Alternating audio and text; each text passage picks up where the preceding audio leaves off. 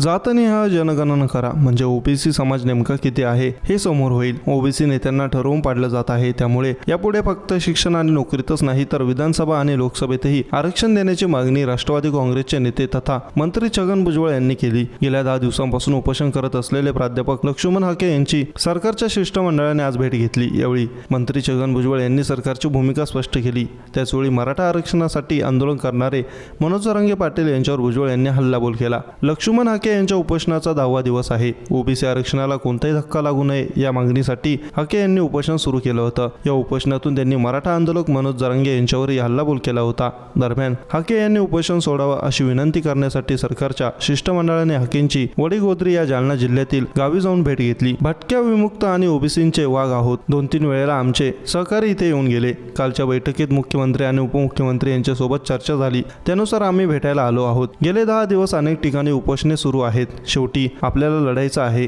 त्यामुळे आमचे वाघ आम्हाला रस्त्यावर पाहिजे। धमक्या बिमक्या खूप येतात, पण जाऊ द्या। शरीफ है हम, किसी से लड़ते नहीं है हम, जमाना जानता है हम किसी के बाप से डरते नहीं। शेर शायरीत जरांगे यांचं नाव न घेता भुजबळांनी हल्लाबोल केला। 16 नोव्हेंबरला मंत्रिपदाचा राजीनामा दिला आणि 17 तारखेला इथं आलो। मला एक सांगायचंय, स्थानिक नेत्यांनी चांगलं सहकार्य केल्याबद्दल आभारी आहो। अंतरवाली सराटीतून जे येऊन गेले त्यांचे आभार मानतो, असे भुजबळ म्हणाले।